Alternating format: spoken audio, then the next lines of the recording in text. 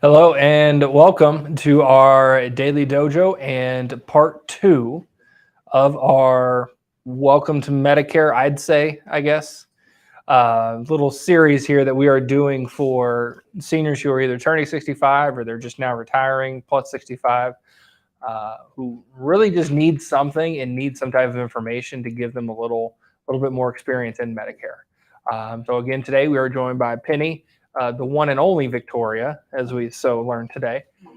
Stephen, Kim, and Brad here.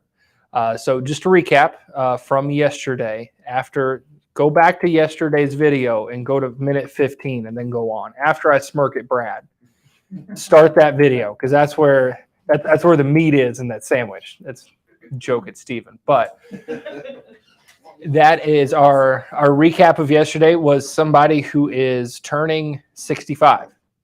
You are fresh and new. You have a chance to enroll in A. You have a chance to enroll in B. Should I not? What is A? What is B? That was yesterday's video. That was straight turning 65. Today, we're going back to Medicare.gov here in a minute, just so we can kind of cut to it and show you guys as if you were doing it too. But we're going to go over the other situation with your Medicare when you are past 65. So you might still be working. You might have work coverage, and you might be 67, 68, 70, might be 88, whatever it is. We're going through that situation here today. So what happens? Should I even sign up for Part B? What's the pros? What's the cons? What about my retirement coverage? What about my group coverage type of situation? So that is where we are going to start back on Medicare.gov here. The trusty website that I showed Kim just yesterday. She had a question about shingles. She goes, hey, well, how come her Part B is not covering shingles? And I go, just type in shingles Medicare. And took us to Medicare.gov, and it showed that Medicare does not cover shingles because it falls under Part D. So there's a lot of good stuff in here. If you are a senior or if you are an agent, you should have this bookmarked just in case. Now, they do have some apps, Medicare.gov, they do have an app that I have on my phone just because I'm a nerd. But it has questions where if you type in like shingles, it's basically every question everybody's ever asked about. Does Medicare cover this? Does Medicare cover that? But it's on your cell phone, and so you could just type in cataract surgery. It would say, yes, Medicare covers this type of cataract surgery. If you want the elective one, then it doesn't. Or shingles, or emergency travel, or traveling outside of the country. It's all on your phone there, so it's a really good start. So on the website here, remember, we are doing the basics right now. Just Medicare basics. Here we are. So we worked through parts of Medicare, general cost of Medicare, kind of how Medicare works a little bit. We'll go into a lot further detail later on. But now, where we're going to start here, working past 65. Find out what to do if you're still working and how to get Medicare when you retire. So, Mr. Stephen Grip, how about we start with you? What is the most common thing that you see with people that when they choose to work past 65? What do you run into? Do you run into people starting their Medicare and getting a plan, getting a supplemental or an advantage plan while they're working? Do you see a lot of people stay with their group coverage? What's your pulse? Well, to be honest, I get a mix of everything. Mm-hmm. There's no real lead into having, retiree benefits or having to hop onto Medicare. I've noticed that every person I talk to, from the big corporate entities and their own independents running their own business, every situation that I've run to has been something completely different. And so what I'm excited about today is to talk about, the breakdown of how we can advise people in the best situation moving forward. Mm-hmm. So just to start, talking to people, the most basic one that I've talked to is I'm getting ready to retire. And what happens is the reason that they are questioning is because they're like, I don't know what my insurance is going to look like after I retire. And so that's the conversations that we have with them, where I have with them, where it's like, okay, the first thing we got to decide is, when are you retiring? Mm-hmm. And that helps them. Sometimes I'm almost pushing them to say, like, look, you need to have a confirmation when you're going to retire. But to end on my point, the majority of the people that are retiring are not sure when they're stamping the actual retiree date because they don't know what their insurance looks like after they retire. Mm-hmm. And you run into that a lot. And what's kind of funny is, how we say healthy people hang out with healthy people, and sick people usually hang out with sick people. People who can't pull a trigger on retirement are friends with other people who can't pull a trigger on retirement. Mm. It's just a fact of what it is. I've had, I'm sure it's happened to you plenty, where you get passed around a company where you help one person and that person sends you off to 10 or 15 people who are also retiring in 3 months, and you go through the whole thing, you go through the whole presentation, and they go, I still don't know if I'm going to retire or not. And none of those people ever retire. They just work another year. So that is very common. And as an agent move here too, I've said this before, but I will still reiterate it. It's almost like you're talking when a decision maker is not there, if they're not going to retire. That's the easiest way to put it. Because then what that means to me as an agent, if you don't have that signed off, you're not certain about it. I could say that I wanted to marry Michelle 4 years ago, but nothing was on paper. Now I have a certificate that the state has signed. Now I'm chained here. Now I'm done. All the fun's gone. The fun's gone. That was funny. Just so everybody, our little internal messaging here. I sent a little GIF of myself, and then Steven over here was like, "Oh, is that like the fun, Jacob?" And I was like, "That was back when I could have fun."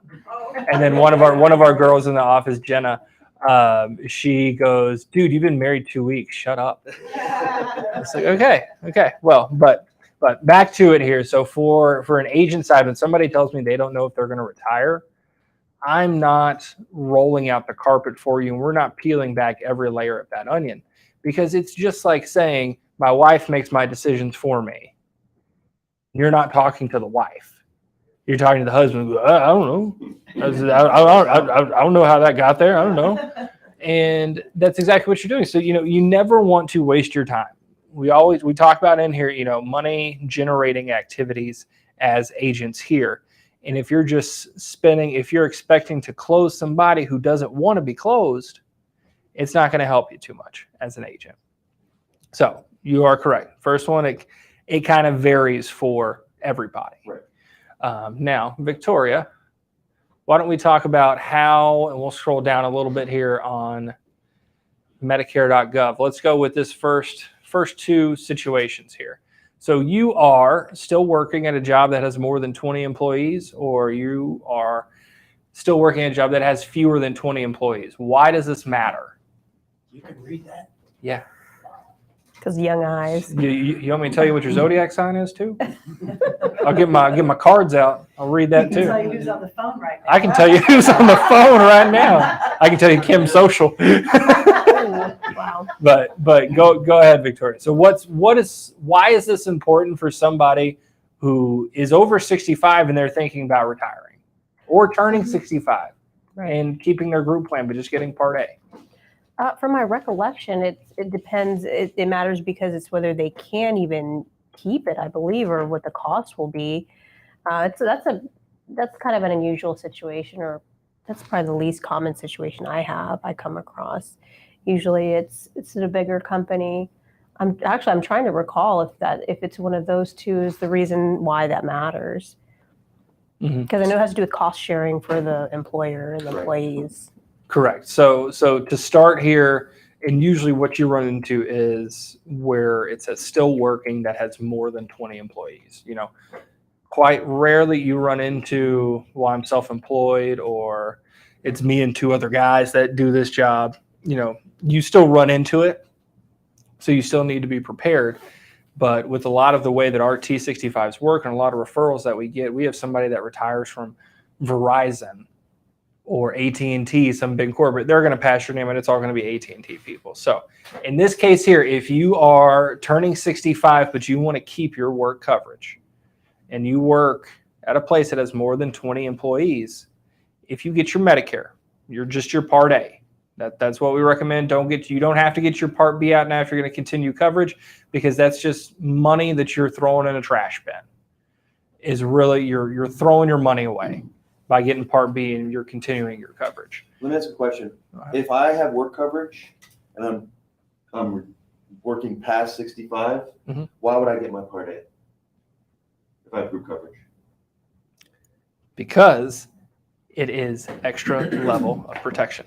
Okay. As well is what we're doing here. You stop me before I get to the next line here. Okay. If you get your Medicare, what happens? Your job-based insurance pays first and Medicare will pay second. So when you have your Part A and you sign up for your Part A, it is just another level of coverage that you can have for hospitalization. Now, if you're gonna dink and dime your way to your deductible by just going to doctor's visits, it's not really going to help you out. But if you do get hospitalized as an inpatient, it's there to assist, so you don't have as many pills. It doesn't cost anything either. So yeah, it doesn't cost. Was that what you were getting at? Well, no, I wasn't trying to lead into it, but it's just I was always thinking about that. Like, if I have group coverage, why would I want to sign up for Part A if I don't need it? But then if you know that it helps you, that could be a benefit because you have it done anyways, and then you have it all ready to go once you retire. And you've already paid taxes for it. So. Yeah, it's free. Yeah. Who loves free? Everybody. Everyone. Everybody loves free. And exactly. Cheese in a rat trap. But it's so funny because, we do these videos and things like that. I had this conversation with a gentleman yesterday who lived in South Dakota, and he has VA coverage for everything. And he's turning 65 on October 5th, and he hasn't applied for Medicare. He hasn't done anything, but he was referred over to me, and he goes, do I really need to take Medicare or not? I have VA coverage. Why would I need Medicare? And he goes, well, speaking of which, Medicare just sent me an email too, so they know that we're on their website. Great. That's sketchy. Big brother. Thanks, Bezos. But it turns out the closest VA hospitals are 250 miles opposite directions, and he's in between them. And I go, well, what happens if you have an emergency? You can go to an ambulance. He goes, well, I'll tell them that they'll want to be taken to a VA hospital. And I was like, whatever his name is, I was like, if you have a heart attack, they're not going to pull out their GPS. This isn't Uber. You're not putting in a destination. They're going to the first one they can get you to save your life. Or he may be in a state where he can't talk. And it's kind of one too where it was some video that I don't know I was watching.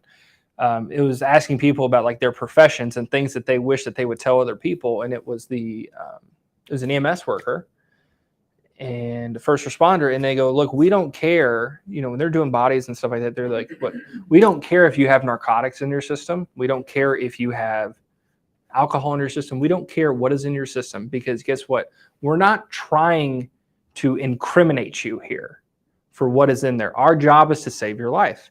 And if you have been doing, contraband, illicit drugs, we need to know that so we can prep for it and help save you. But if you're too afraid to think that you're going to get in trouble just because that you are on these illicit drugs, we don't care. It's our job to save you. We just want to know. That's it. And it's kind of in that same realm too for him. It's you're 250 miles both ways, and there's a hospital 2 streets away from you. And you're going to tell them, don't worry about it. Take me to the one that's what, 4-hour drive, probably 3-hour drive, even with sirens going, realistically, covering 250 miles. So in regards to that, I thought that if that were the case, they were VA and they did go to a civilian hospital, that the VA will pay and come pick them up and take them to their VA hospital. That's Correct. true, but what will happen is, for example, if they had a heart attack, the moment that they are able to be transported, they may not really truly be into shape to be transported. As soon as that person is able to be transported, they're going to kick them out and take them to the VA hospital. But in the meantime, they're racking up all those bills and they still have their ambulance. Well, and for him, his thing, we won't get too deep into this here. Yeah. We might a little bit here because we got some time. But I told him, I was like, look, you're turning 65. Kind of the story I told you guys about my parents when they retire, when they didn't think about the city that they're looking at, the closest specialists are 30, 45 miles away.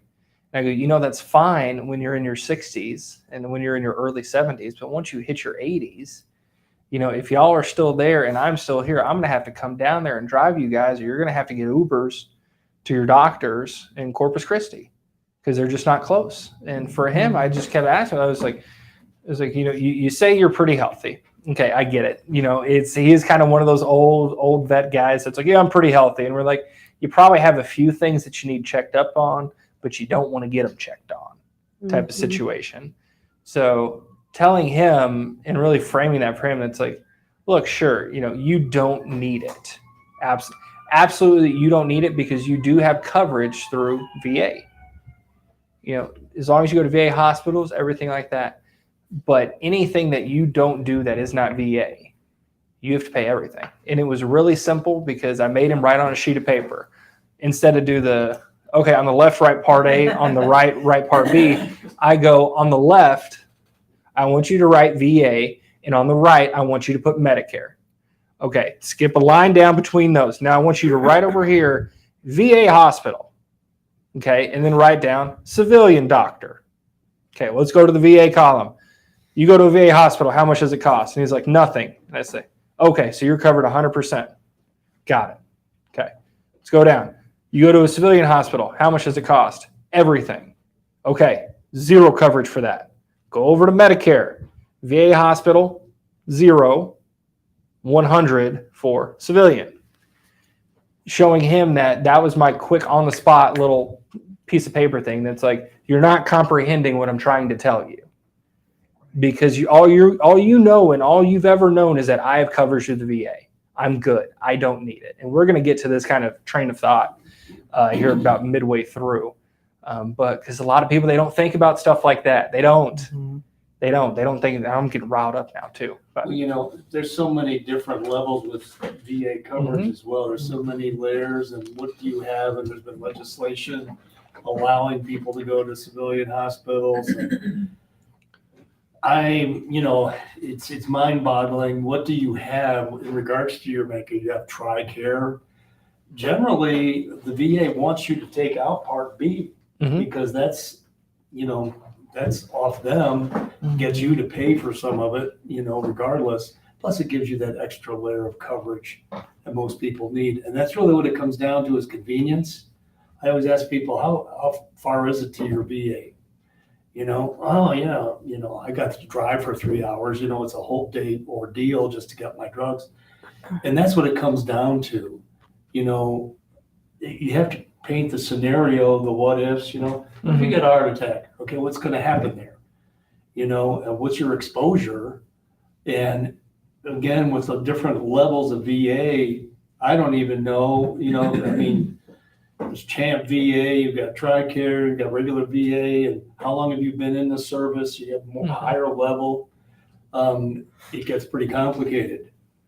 And I'm not that familiar with all the different levels of VA, I have to admit. But generally, taking out Part B is a good thing. It's going to help you a lot. Mm-hmm. We're going to dive into that a little bit more too. Well, then I'll just bring up kind of what I wanted to talk about. I don't think this is on Medicare.gov. Let me scroll real quick. Kind of here. We're talking about you or your spouse are still working and have health insurance, but it's not from your job, or still working and self-employed. Kim, why do you think people, when they're turning 65, don't sign up for Medicare if they have group coverage? Why do you think people don't do it? Because they think that their group coverage is going to be better coverage. Because their employer offers it for even after they're 65. Then they can offer, Medicare Advantage plans or something. But a lot of times they're paying a premium for it, and it's a PPO or an HMO, and they don't have dental or vision or over the counter. It's like really lousy plans usually. It's like the worst type of Advantage plan. Mm-hmm. I think sometimes just doing nothing and staying on it is easier than doing something and changing to something better. That's a good answer. Penny, what do you think? Yeah, I think people stick with the status quo because it's what they know, and they're like, oh, I'll deal with Medicare later. I think it really goes back to what we said a few days ago, where it's all of these people that when you don't do enough research, when you don't look into it, everybody, like Penny said, is a creature of habit. But along with that too, they're scared, but ignorance is bliss. It really is. If they can ignore it for as long as possible and not have to think about it, people are going to do that. Just like a toothache. If you get a toothache, are you immediately going to the dentist to go get it checked out? Or are you going to say, I'll give it a day or two, try and ignore it, and see if it goes away? Yeah, wait till it rots away. All of that. Ignorance is really bliss, because then you don't have to address anything. You don't have to make a decision. You don't have to sit down. You're just kind of like, I did it last night. She's trying to find a dog trainer for Miller now that she got a new job, and she won't have as much time to spend with him during the day, so he has to act right. And I was like, look, you just go find me places and bring it back, and I'll see the one I like. And she was like, well, why do I have to do everything? And I'm like, I'm not. It's just find me places and I'll see who it is. Because I know that if she's serious about it, she's going to send me places to look at. If she's not serious about it, I'm not going to get anything. And it's her wanting to do this, but I'm like, okay, go find places. I will call them and let them know. Go get your card. You're right. You're right. It's out. That's in the agent videos there. Also too, big companies, especially once a year, they'll have the agent come in and do this big presentation. Agent wants your business. The company wants you to stay on the group plan. And people don't know anything about insurance. So their educational experience is their company and the agent trying to keep the business. So they're kind of brainwashed in a way. And this is the way it goes. This is what you do. But it really, if you do your own research when you're turning 65 and look at the options and what's available, people just don't know. We get those calls all the time. Turning 65, what do I do? I'm still working. I have these different scenarios. I have to keep my wife and kids on the plan. And, and the other thing is, these people that are 68, 69, they always say, well, my open enrollment with my group plans, in September, I can't. No, Medicare is a qualifying event. You can get off of that group plan anytime you want. And here are the scenarios. How much you paying now? What are your deductibles? I don't know. It's like $8,000 or whatever. How much you paying a month? It comes out of my check. Let's find out. Oh, you're spending $800 a month and you have an $8,000 deductible? Well, let's take a look at the math here. We can get you on Medicare, take out your Part B, blah, blah, blah. That's the way I do it. Mm-hmm. I don't let them say, well, I'm going to retire, maybe next. Let's take a look at what you have right now. Where are you at? How much you paying? Are your wife and kids on the plan? Generally coming on to Medicare, getting a supplement is going to give you a lot more coverage for a lot less money. But, when you're dealing with family issues, that's a different scenario. But if it's an individual or your spouse has their own coverage, let's get you off of that crap. Let's get you onto something decent, and, you got to take control of that situation because they don't know. I mean, yeah, I might retire next year. Yeah, my plan's okay. That's,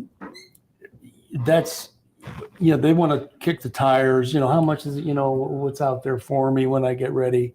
Let's take a look at what's ready for you right now, and get you taken care of and get you some decent coverage. So and that's where I think that ignorance comes into play, because when we talk about these people, just like I said prior to, if you spend 40 years at a company and you've been working there since you were 25 and you're still working, you're still going to work for another 5 years, you're thinking to yourself, well, they've got it right for 40 years so far. They might have. Well, no, I'm saying plan wise. The company's been offering me health coverage for the past 40 years that I've always taken. So I'm just going to take it. It goes back to the dating in a small town versus dating in a big city. A lot less numbers there, a lot more numbers over there. So people, they don't really want to research it because I think a lot of them are afraid about what they found. The people that find things that are going to be beneficial for them, they kind of beat themselves up about it if they've wasted their time on it. Because if you've been, say you're 65 and you got your Part A, you never got your Part B, and now you're 70 and you're like, hey, maybe it's time for this Medicare plan, and we'll use your $800 a month for an $8,000 deductible. You're 65 turning 70, and you're like, okay, I'll look into this now. And you can get a Plan G for $150 with $233 as your deductible. A lot of people, they don't want to turn that rock over because they don't want to feel dumb. They're afraid of feeling like maybe I should have done better. I should have done more homework. I should have talked to somebody. Should have done something. It circles back to, like I said, whenever you hold yourself to a high standard. Did I do my best on this? Because I would do the same thing too. If I was paying $800 for the last 5 years, and say it was hitting my deductible every year, if I would have known that something was there for $100 that I max out of pocket is $1,300, $1,400 with premium for the year, but instead I've been paying $8,800 for 5 years now, $40,000 when I could have been paying $4,000. That's, to me, there's a lot of fear behind really discovering those answers. And it's also too, these are, that money comes off your check before you even see it. So it's sort of like out of sight, out of mind.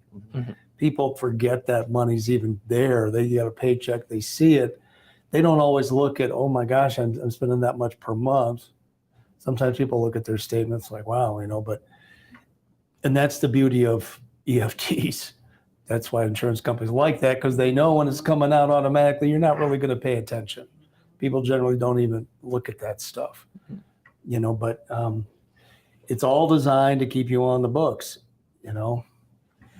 Grip, you've been quiet. What's your opinion about why maybe some people don't look into coverage, when they're still working? Why don't they look and kind of compare and see what's out there? Because I don't think they know how. Mm-hmm. I just don't think that they have the wherewithal to go into Medicare and, going off the out of sight, out of mind. I'm not going to worry about it until I have to worry about it. With the clients that I've talked to over the years, whether they are coming onto Medicare or whether they are not sure about Medicare, the whole point is that they think that they know, but they don't know. Mm-hmm. They have no idea. They can read the books, they can look at Medicare and they can believe that they know what they're doing, but they don't know. Well, and they don't know how it'll affect them. I think they don't understand Right. the implications Right. for their own health. Yeah, and these at this, in my experience, they're always leaning on the side of safety. Like, I know when I feel safe, my peace of mind is I'm not going to change, and that happens all the time. And so when they're talking to me, and it's like, well, I take the Brad route. I say, well, look, that's totally fine, but there's two things that you have to understand: how much you're paying for it, and what is your out of pocket. And Mm-hmm. once it's simplified like that, you're like, that's all it is. Yeah. This is your premium that you're paying every month, and you're getting adequate coverage. And this is your maximum out of pocket. And you're probably digging into that. Well, you probably don't know, but Medicare has these services and you've been paying into it. This is what it's going to cost. And that's where we convert them. I even think too, and I've had this happen to me a few times. And this is agent, and this is somebody as a senior who is coming onto Medicare or retiring past 65. It's happened to me multiple times where somebody might have a great retirement plan. Like, I remember I was helping this lady where she was contemplating retiring or not. And I go, okay, well, what's your coverage now? And she's like, I pay $50 a month and my out of pocket is like $1,400 for the year. And I was like, wow. And it covers her drugs. And it covers her drugs too. And I was like, wow, yeah, that is terrific. And I was like, are you super healthy too? And she's like, yeah, I'm really healthy. And I'm like, keep that as long as you can. Keep it. Yeah. But here's where it gets into, it's always kind of good to have somebody in your corner as well. Her husband, who was also on the call, he goes, okay, well, let's just compare numbers. So like if she did sign up, how much would just the health coverage be, not Medicare or anything? I go, well, you would look at something that's probably anywhere from $90 to $110 for her for the state that she's in, and then throw in her deductible, which is $233, and then throw in a prescription plan too. So another $12 would be what it is. So she's looking probably monthly somewhere max $120. He goes, okay, and how much will we have to pay out of pocket? $233. He goes, interesting. I go, why so? He goes, well, $233 is a whole lot less than $1,400. I was like, yeah, but your work premium, it covers your drugs and it covers everything. And he was like, Jacob, $233 is way less than $1,400. And I'm like, okay, like I know that. I know this. Like, what do you want? I don't get it. What do you want? And he goes, I don't want to have to do anything. Yeah. $1,400 means I have to do something. $200 means I have to do way less. And I go, oh. And so you were assuming you knew what was important to them. Exactly. And then as well, too, they really liked more that she could go to any doctor that took Medicare, too, that they could get rid of HMO, PPO, get rid of referrals and everything like that. But as a senior who is doing this, there's so many different levels to it. It's like in Shrek, where it's like ogres are like onions. Okay, you got to start peeling layers back to really find out behind it. But there's little things in that where it's not just price. It's not just out of pocket. For this guy, it was the convenience for his wife, where he goes, that's a whole lot less bills in the mail. Sure, we're looking $70 more a month over time, but that $70 makes me not worry. It makes her less anxious. Plus, you're looking at networks and the EOB thing, pay this, don't pay that, and all that stuff, and fighting to get the insurance company to pay the doctors. I mean, there's a lot of peripheral things that go into play there. But, you said something there that always gets me. You told him, yeah, it's just kind of stay put, it's a good deal. Mm-hmm. That's a great takeaway. People love that. Oh, he's not trying to sell me something. I use that all the time. While I'm working with my own client. Yeah, you're spending that. Yeah, just stay put where you're at. Well, what do you mean? Why can't I get down the slope? Next thing they're begging me to buy this stuff, Right. and it works. It's great. Yeah. But yeah, I mean, that's a great example. I mean, you just have to find out what's really important to them. Mm-hmm. And we talked about this yesterday. Medicare and the supplement, it's the best thing going, unless you have some super duper plan. Mm-hmm. And I have to tell you, if I was still on my wife's Blue Cross plan that we had in Illinois, I'd probably still keep that too, because I could have been getting free massages every month. And it was phenomenal. It wasn't cheap, but yeah, I mean, but generally for the most of the public, group plans are very subpar compared to Medicare. And I think when a lot of people do their research, all they look at is numbers. That's another big thing too, is that they just look at how much is this going to cost me? They don't really look at how does this work? Why is this situation better than this situation? Why is it better to have an open network instead of a PPO or an HMO? There's different layers to it that you really have to peel back and find out, what do you need? Do you need peace of mind? Do you need something that's going to go with you because you travel? These are all questions that not only should we bring up, but if you're doing this yourself, if you're trying to learn about it, you need to ask yourself as well, because nobody knows you better than you. That's it. Right. What makes you tick. What you're anxious about. What you're scared about. For a lot of people, they're scared about how much do I have to pay for XYZ. They're not scared about, well, what happens when this happens and XYZ has to insure me? That's the real big disconnect I see there. I know you had something. Yeah, no, I don't know if you've talked about this, but one thing that I get really bothered with is when retirees who are about to retire are talking to benefits coordinators or HRAs, and the conversations that they're having are not about Medicare. They're about the plans that those benefit coordinators are required to offer. So when you look at teacher retirement, their plan that they're offered, or any type of corporate entity where they have some type of benefits coordinator coming in and say, okay, you're about to retire. Here's the retiree benefit that we're offering. They're not having, and I'm not saying all of them would do this, but most of them, because I get evidence from the conversations I'm having with these clients, the majority of them are not having conversations about what they want. They're just saying, okay, here are the plans that this company offers. What best suits you? And they'll say, okay, I'll choose the one with the lowest premium, or I'll choose the one that has the lowest maximum amount of pocket, even though it's an HMO. Like, they don't really explain to them how Medicare works. So they're really caught in a bind when they're talking to us, because they firmly believe that the conversations they have with their benefits coordinator are fulfilling. They say, okay, this is the best plan for me. Then I come in, I say, well, did they talk to you about how Medicare works? No, they talk to me about how my plan works. Well, that's not really how Medicare works. That's just how your plan works. And when you talk to them about it, they really start, well, if they're receptive to listening, they really are opening their eyes to, oh, so you're telling me that I've paid my whole life into Medicare, so I should have the option of doing what I want with the money that I spent on the coverage that I have earned. And it's like, pretty much, but really, yes, 100% facts. Like, you have the opportunity to choose the coverage that you want because you paid for it and you earned it. Mm-hmm. And this is exactly what you and me were talking about, Kim, this morning. We were talking about the lady that you were helping. We were more a little bit psychological side of the agent. Why do we do things? Why do we ask things a certain way? Like when I ask you for your health history, just a brief one to figure out how you are. I'm not going to ask you all at once, well, let me know if you have any of these. Are you diabetic? Do you have heart disease? Do you have cancer? Do you have all in one question? I'm going to space them out. Why am I going to do that? Because number one, it puts me in control of the conversation. But number two, we're going to get to health questions later. So this is your prep for health questions.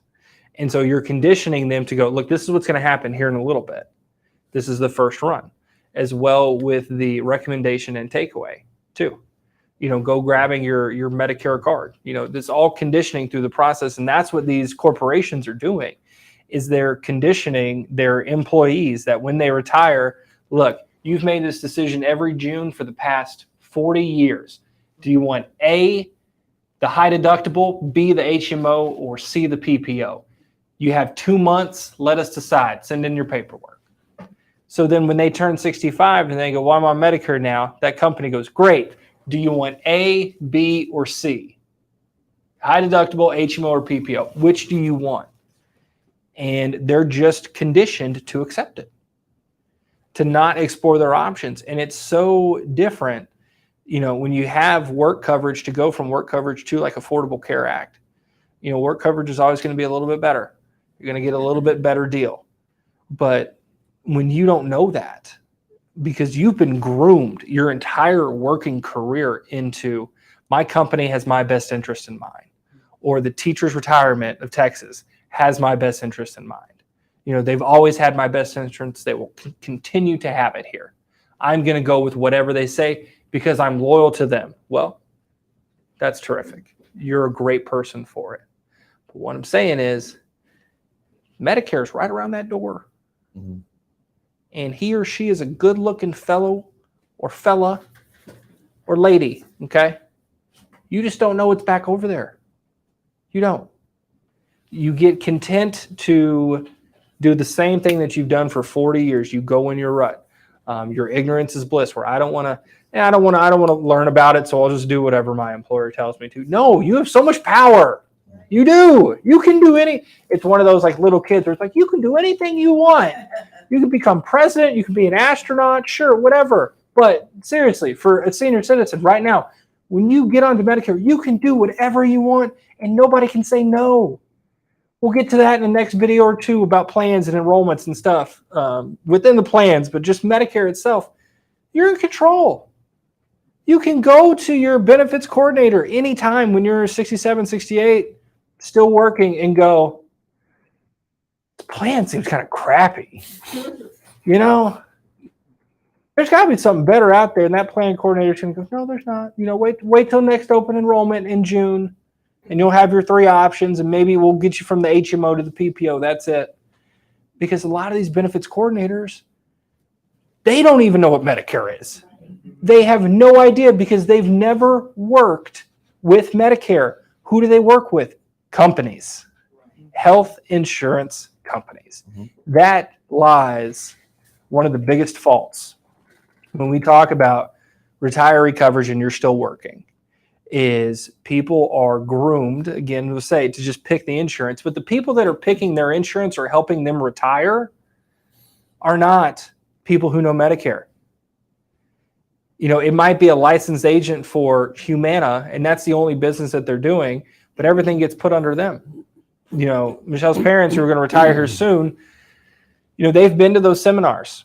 They happen. You know, they're already retired, but they're about to come on Medicare here pretty soon. But they've been to those seminars for the state of Texas. And the person who runs those seminars, do you know what they go over? Here's your state of Texas employee retirement plan. It's $0 for you with Medicare. And if you want a spouse, it was like $600. If you need to, your spouse is under 65, it's like $600 to continue to a month. But they do this benefit presentation. And all it is a brainwash. There's no substance to it. Sure, you look at those pamphlets, it's all numbers. They don't explain anything. You know, I'm sure, you know, looking back, you know, when you were a teacher, looking back at the health plans and coverage, especially for the boys too, and some other places, you know, you doing this now, you can comb through it pretty easy and see what's best. But I bet even all of us here in the past just went, what does the premium look like? How much is it going to cost me? And then that's it. That's all they do. They just look at the number.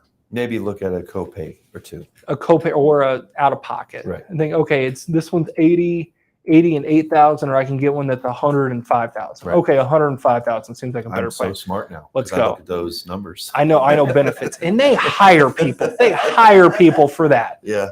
to go and say, hey, go pick us out a plan. Go Yep. pick us out 3 plans to offer. Sorry, I went on a little tangent there. You got me all riled up.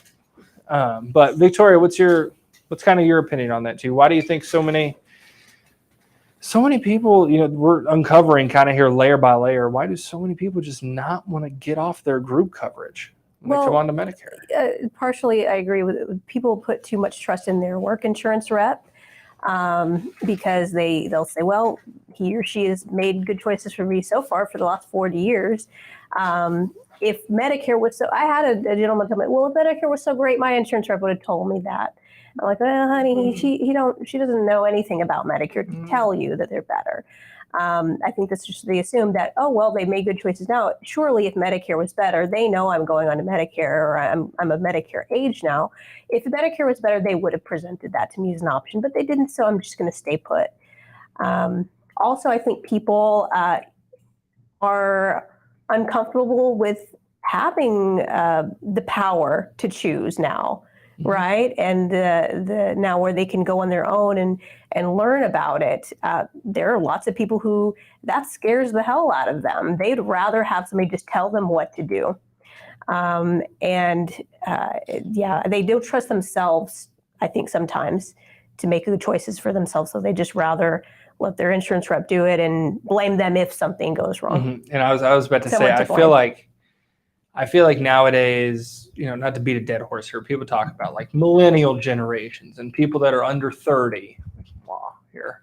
But where they say, you know, they don't have a back, they don't stand up for themselves, they can't make their own decisions. Well, I make plenty of my own decisions. I don't fall in that category. But it's becoming more prevalent of people that are coming to Medicare age just saying, I don't want to make this decision for me. Because if I make the wrong one, I want somebody to blame. That's really what it is. And we know, working with the boomer generation, or that they just as much as they claim Gen X or Gen Y or millennials, they want to have someone to blame just as much as they say the younger people do. They absolutely do. Us as humans is what it is. You never, it goes back to the ignorance thing, but you never want to be at fault for your own decision. You always want it to be somebody else. The same thing in sales here. You can say, nobody's picking up today. All the people I talk to are mean. These people are terrible. I hate all these people. Well, have you ever gone, how do I sound today? Am I leaving voicemails correctly? Have I listened to one? Can I mix it up a little bit? Can I do this? The easiest way out of everything is what people are always going to take. And that is, I don't have to decide for myself. Somebody decides for me. And when they decide for me, I get to cuss them out if something happens. Because those are the calls I love. And my buddy who lives in Plano, if you're watching this, I still love you. It's okay. But when people call, this guy called in just hammering because he got a bill for $400 on his plan G and yada, yada, yada. He was just looking to tear into somebody. And I was like, okay, bud, go get the bill date. And it was before his plan G started when he was on work coverage. And his father was like, well, egg on my face here. Okay. But boy, I could tell he was chomping. He was dog at the end of its chain, waiting to cuss somebody out, waiting to yell at somebody.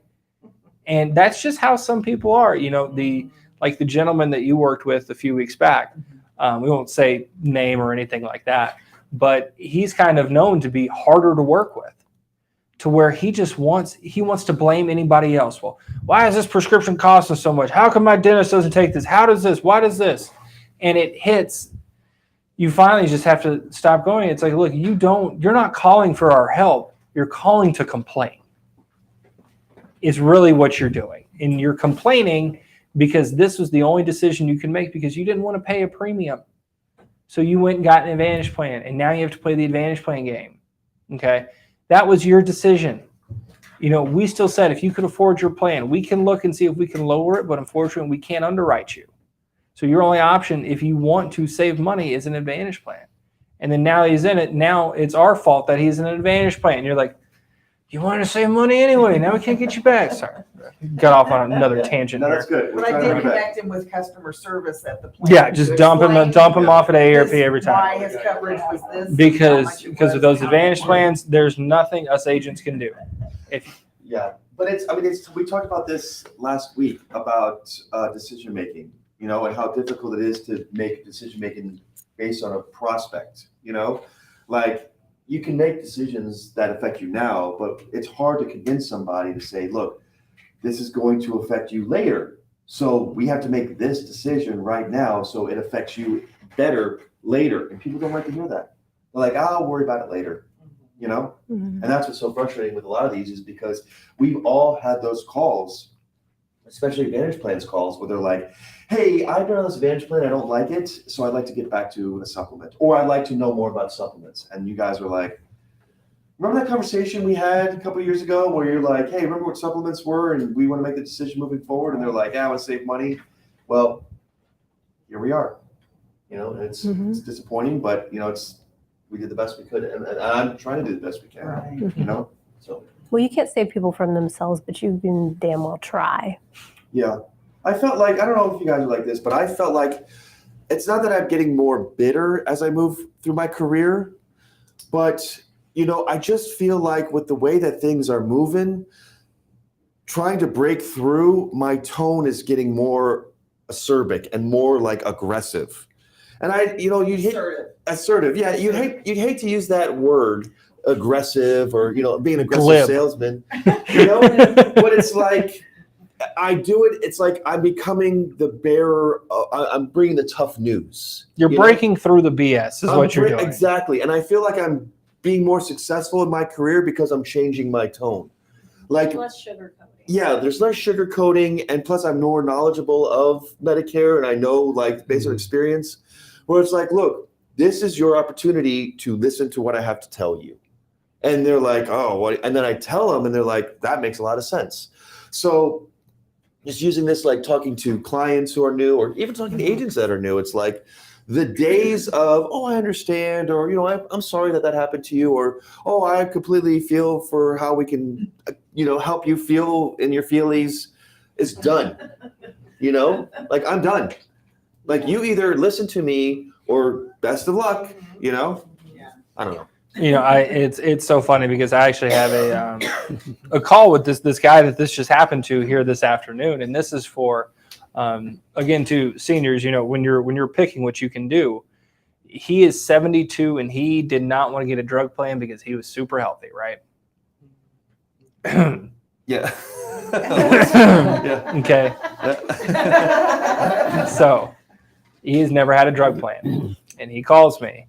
He goes, "Well, I got a rate increase." And I go, "Okay, that's fine. We'll take a look at it." He goes, "But there's something else here too. I got COVID, and from the COVID, I got pneumonia, and they put me in the hospital." And so I'm like, "Oh, are you okay?" The pulmonologist prescribed him Trelegy, which is costing him $660 a month for his inhaler. What? And he had to break it down and go in his head, okay, is it worth paying $22 for me to breathe every day as a daily cost for it? Which is a sad question you have to ask yourself. It's a very sad question. Yeah. But at the end of it, I could tell he was brokenhearted because basically what he did, he took a bet. He took a bet on himself, and now it's time to pay up. So he goes, I know I screwed up because I haven't had it, because I didn't think I needed it, because I wasn't on any prescriptions for 7 years until I got COVID and this happened. But what can I do to get a drug plan? And I go, well, it's not that easy right now. You don't just get to pick and choose. Okay, I didn't want to pay it, but I want to pay it now. Can we start it? No, sweetie, no. There's This was the guy he was repercussions. talking to. Yeah, this is a guy. Oh, men love it. Love it. Call them sweetie or hot boys or hot boy summer for you turn 65 in July. Try that with the women. It does. But he knew. He goes, for 7 years I took that bet, and now looking at it, I lost. Mm-hmm. Because he can get a drug plan. I looked at SilverScript after he would hit his deductible, which is what he's paying now, would be half of 1 month. Trilogy's $46 to fill. And now not only are we talking about a Part D premium, we're talking about a Part D penalty, which is something we'll get to in future videos too, going over penalties and why penalties are the way they are. But he knew he messed up. He knew he was hard-headed. He was, I don't need that. It's trash. I'm not talking about Brad Jenkins right here, but Well, he probably doesn't have an IRMA rate up either. he doesn't have an IRMA rate up. Yeah. Yeah. But for him, he kind of knew like, maybe that was a bad decision. Yeah. And he hated to admit it. Mm-hmm. Just like everyone hates to admit they're wrong. One of the strongest things you can say is that you were right. I was wrong. We play that game in my house all the time. And then I throw on exactly when am I wrong? And then Wow. but what's great is I have Michelle watches these I have Amazon. Oh no, she doesn't. because she has a life. Because she's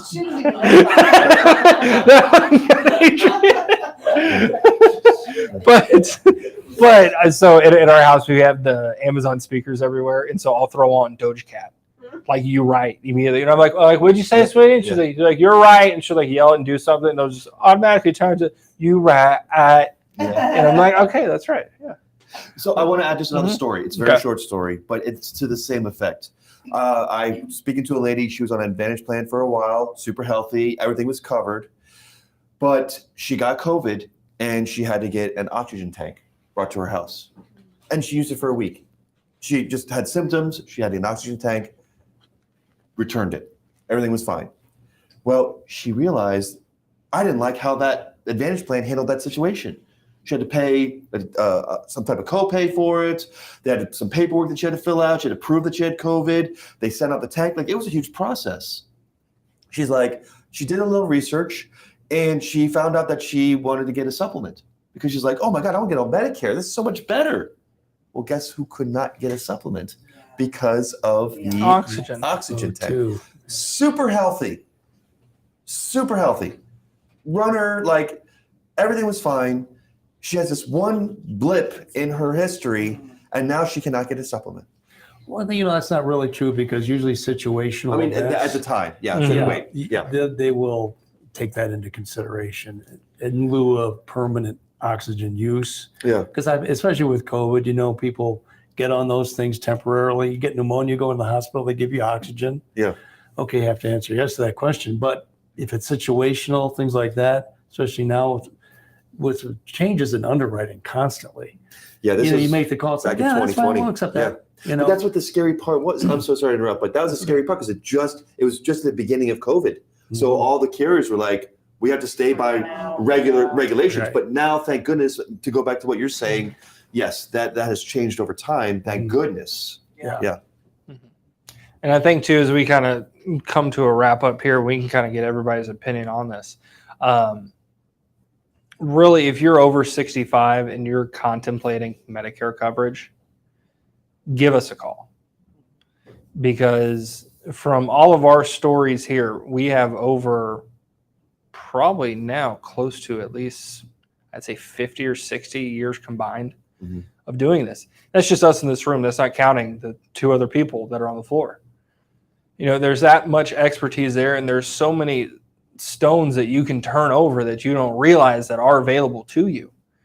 You know, we always like to talk about empowerment here. And, you know, saying that, you know, you can control everything that happens in your life if you want to. Now, you can't get mad if something happens that you can't control happens. You know, we have that conversation at the house too. Control what you can't control. But here, you really have more power than you think. When you're 66 and you have work coverage and, you know, you watch this or you think the next time you go to your doctor, man, this thing's kind of crap. You know, why am I paying for this? Why is this? All it takes is that one little incident, just like the story that you said, where she got COVID, to see and really show people that, okay, this is something I do need to look at. It really is, because you never know what's out there. And it's so easy for you to settle for group coverage or settle for retirement coverage. Or like, I didn't know this about, it might not be Teachers Retirement of Texas, it might be Texas state employees, but with their retiree coverage, pre-Medicare, they have national PPO. So it's not based off of a zip code. So like when her parents were traveling here, their Blue Cross plan functions as a PPO if they're here for a month, 2 months, wherever. It doesn't matter. There is no travel coverage, only emergency travel. They can go anywhere in the country. It'll just be out of network. I was like, that's really cool. You know, if you're a frequent traveler, that would be something to go, okay, that makes a lot of sense for me. But then these people go and get Advantage plans and stuff. Then they travel, then they lose their coverage. Something happens, or they live 6 months here, 6 months there. So there are just so many questions that really you don't know until you start asking yourself and you start talking to somebody who knows what they're talking about. Because the worst thing you can do is when you get that benefit letter every year where your company is offering you X, Y, and Z, your deductible HMO and PPO, just ask them, well, where's Medicare in all of this? Why don't I have something with Medicare instead of through this group coverage here? You have to really break the mold and ask the questions that need to be asked. So don't be afraid. Talk to your benefits person, but your benefits person probably doesn't know a whole lot about Medicare. There's a reason that they just pick company. They pick company that gives them the best rates. That's it. So thank you guys for watching. As always, if you do have questions, call us. Call Kim. I'm surprised Kim's not screaming right now. Just call me. Call me. No. Maybe. Or, you know, just pick me. It's top. It's okay. Just ask for Jacob. 844-694-8787. Jacob. But thank you again, everybody. Penny, Victoria, Stephen, Brad, and Kim for joining here. It's been a fun episode 2. I think episode 3 or series 3 might be on hold for tomorrow, because we do our Deep Fridays tomorrow. Yeah. Where we might actually talk about what you and me talked about today. Yeah, I like that. About why do I only want to ask one question at a time? You know, why don't I want to group things? Why Why is it bad that I got their medications after I asked them the health questions type of situation? So we'll take a break from that on Friday, and then sure Monday we'll be back to it. So thank you all for watching. Appreciate it. I'll do a new send-off here today because I didn't get to do it yesterday the proper way. I will say go sell something, but then I'll say call us too.